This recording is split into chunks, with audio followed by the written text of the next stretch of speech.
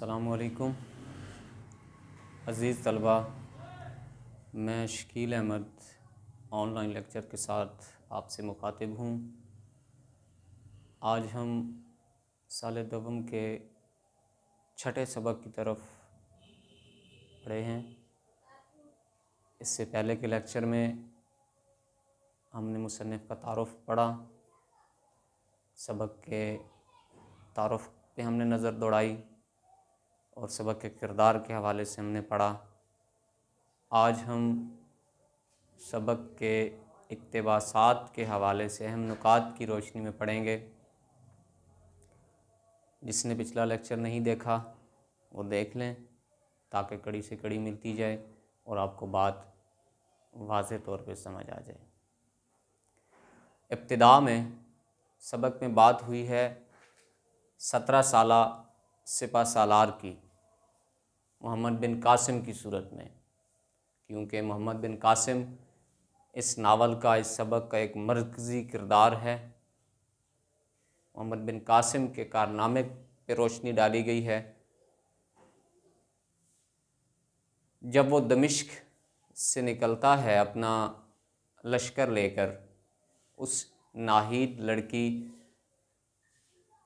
जो कि लंका से बहरी जहाज़ की सूरत में सफ़र कर रहे थे और रास्ते में उन पे हमला हुआ और उनके सारे लश्कर को लूट लिया गया और उन्हें कैद कर लिया गया, तो उसने एक ख़त लिखा था हज्जाज बिन यूसुफ़ को कि हमारी मदद की जाए।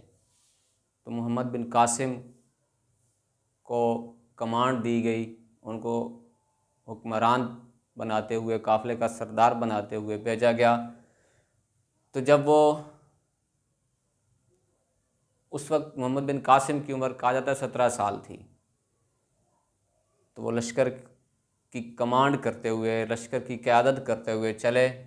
उनके लश्कर में हर उम्र के लोग शरीक थे और उनका जोश व खरोश दीदनी था। और निकले क्यों थे, मैंने पहले अर्ज़ की, बेकस बेटी की फरियाद को। इक़्तिबासात का आप मुताला करते जाएं और इन निकात को देखते जाएं। जज्बे जहाद की सरसारी क्या थी उस वक्त के मुसलमानों में, हर हवाले से, माली जिस्मानी हर हवाले से मुसलमान तैयार थे जहाद के लिए। ख़वातीन का माली मदद करना, रुपए पैसे की सूरत में, कहा जाता है ज़ेवरात की सूरत में भी उन्होंने बहुत मदद की। अपने कीमती ज़ेवरात मुल्की बैतुल माल में जमा करवाए ताकि उससे असलहा और फ़ौज का निज़ाम चलाया जा सके। अज़ीज़ तलबा, मुसलमान अल्हम्दुलिल्लाह एक ऐसी कौम है, जब कौम पे बुरा वक्त आता है तो तमाम लोग एक जस्दे वाहिद की तरह एक दूसरे की मदद करते हैं। 1965 में देख लें, वहाँ भी लोगों ने बहुत मदद की। उसके बाद 2005 का आप ज़लज़ला देखें, उस वक्त भी लोगों ने बहुत बढ़ चढ़ कर हिस्सा लिया। उन बेकस बेसहारा लोगों की मदद की, तंजीमों ने भी की, तंजीमों की सूरत में। तो ये आगे का जो इक़्तिबास है वो बैतुल माल के ज़ेवरात का और नकदी से भर जाना, ये बात है। दमिश्क के लोगों ने बहुत मदद की। दमिश्क से बसरा पहुँचे, उससे पहले मकरान के गवर्नर का वफ़द रवाना करना। आपने मकरान जो कि मौजूदा बलूचिस्तान में हिस्सा है, वहाँ के गवर्नर को मोहम्मद बिन हारून नामी, उसको आपने कहा कि एक वफ़द भेजा जाए राजा दाहर की तरफ ताकि जंग ना हो और उससे पहले बात के ज़रिए ही मामलात तय कर लिए जाएं। तो उस वफ़द के अज़ीज़ तलबा 20 लोग थे। तो राजा दाहर का जो फ़ौजी सिपा सालार था भीम सिंह, उसने उन 20 में से 18 को कत्ल कर दिया और 2 को छोड़ा। अब जब वो 2 वापस आए तो उन्होंने सारा मामला बताया। अब 2 तरह की दुश्मनी हो गई थी, एक लुटेरों की पुष्ट पनाही करना, क्योंकि जिन लोगों ने नाहीद के लश्कर पे हमला किया था, उनको कैद किया था, वो भीम सिंह के ही तवस्सुत से थे, उसी के फ़ौज के लोग थे, कुछ लुटेरे थे वो। एक तो ये हो गई, दूसरी फिर ये 18 लोगों का कत्ल और वफ़द के सूरत में, डेलीगेशन की सूरत में भेजा। उस वफ़द की क़यादत उबैदुल्लाह ने की थी, वही मारे गए, वफ़द का कत्ल हुआ, 18 लोग मैंने अर्ज़ की मार दिए गए, 2 बचाए जो वापस आए और उन्होंने सारे हालात हाज़रा से जो है वो आगाही दी। जब आप दमिश्क से निकले थे तो आपके लश्कर की तादाद 5000 थी, लेकिन जब बसरा पहुँचे और बसरा से रवाना हुए तो आपके लश्कर की तादाद 12,000 हो चुकी थी। अब उन 12,000 की तकसीम कुछ ऐसे है, 6,000 घुड़सवार थे, 3,000 ऊँटों पर थे और 3,000 पैदल थे। अगले सफ़े की तरफ बढ़ें हम तो भीम सिंह की फ़ौज की तादाद मौजूदा उसकी तादाद थी 20,000, जिसके साथ इनकी टक्कर होने वाली थी, जिसके साथ इनका मुकाबला होने वाला था, उसकी तादाद 20,000 थी। और भीम सिंह का अज़्म और इरादा ये था कि वो गुरीला हिकमत अमली इस्तेमाल करेगा। अब वो क्या होती है, छुप के वार करते हैं, पता नहीं चलता कौन किस समत से आ रहा है और किस तरफ से आके हमला करके भाग भी जाता है। तो छोटे छोटे गिरोहों की सूरत में वो अचानक हमला कर देते और घुड़सवारों को संभालना इतना मुश्किल नहीं होता था, संभाल लेते थे घोड़े को, पैदल उनका भी कोई मसला नहीं था। मसला पेश आ रहा था ऊँट पे जो सवार लोग थे। ऊँट जब एक तरफ को भाग पड़ते तो फिर सारे के सारे भाग पड़ते, उनको कंट्रोल करना बहुत मुश्किल हो रहा था।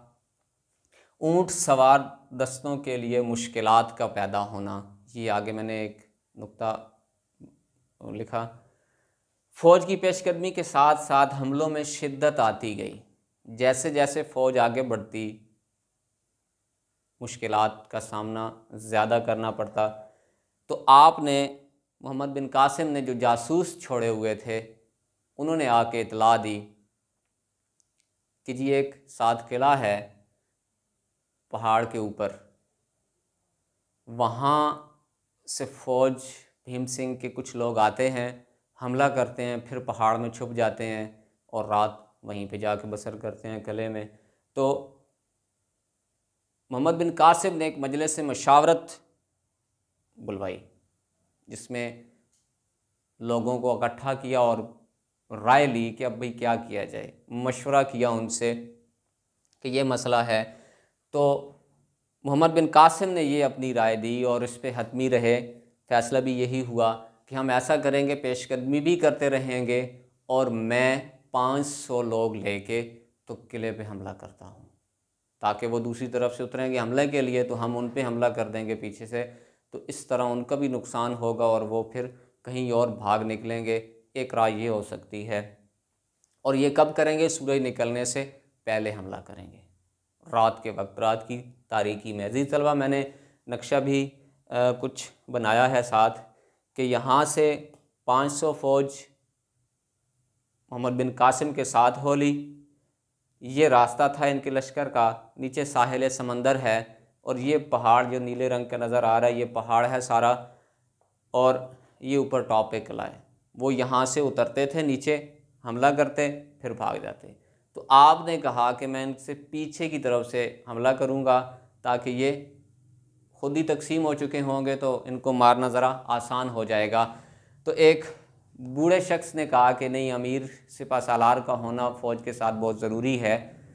तो सिपा सालार का फ़ौज के साथ होना, अगले पेज पे पहुँचे, अगले सफ़े पे, तो पहली बात ही यही है। उस बूढ़े शख्स ने कहा कि सिपा सालार का होना बहुत ज़रूरी है फ़ौज के साथ, नहीं तो फ़ौज तकसीम हो जाती है वैसे भी। तो आपने फिर मोहम्मद बिन कासिम ने उन्हें कहा कि जी मुसलमान किसी एक शख्स के साथ हो के नहीं लड़ता, बल्कि उसके साथ अल्लाह की ताकत होती है, लड़ता है, उसका यकीन होता है। और जंग कादसिया का उन्होंने ज़िक्र किया कि साद बिन अबी वक़ास जब बीमार थे तो उन्होंने पीछे बैठ के जो है वो लोगों को कहा कि आप जंग करें, और पीछे बैठ के उन्होंने हिकमत अमली तैयार की थी और साथ नहीं थे। और साथ में ये भी मोहम्मद बिन कासिम ने कहा कि रंगो नस्ल सिपह सालारों के लिए नहीं होती। कौन कैसा है, कौन कमज़ोर है, कौन किस फ़िरके से है, कौन किस मकतबा फ़िक्र से ताल्लुक़ रखता है, हम सब मुसलमान हैं और हम अल्लाह की ज़ात के लिए खालिस्तन लड़ते हैं। तो फिर इस बात पे उस बूढ़े शख्स ने कहा कि हाँ अब ठीक है, अब आपने बात सारी ठीक कही, अब हम हमला करते हैं। तो उसके बाद जो है वो आपने हमला किया और किले को फ़तह किया, और साथ ये कहा कि मैं किले पे हमला करता हूँ, अगर वो हम पे हमला कर दें तो फिर आप में से कुछ लोग ऊपर चढ़ आना, अगर वो आप पे हमला कर दें तो फिर हमारी जीत होगी, हम उन पे आसानी से हमलावर हो सकेंगे, क्योंकि उनकी तादाद पहले ही तकसीम हो चुकी होगी। तो अज़ीज़ तलबा, ये इक़्तिबासात के हवाले से हमने सबक के अहम निकात की रोशनी में पढ़ा। उम्मीद करता हूँ कोई नुक्ता रह नहीं गया होगा। मज़ीद अगले लेक्चर के साथ फिर हाज़िर होंगे, तब तक के लिए अपना ख्याल रखें। अल्लाह हाफ़िज़।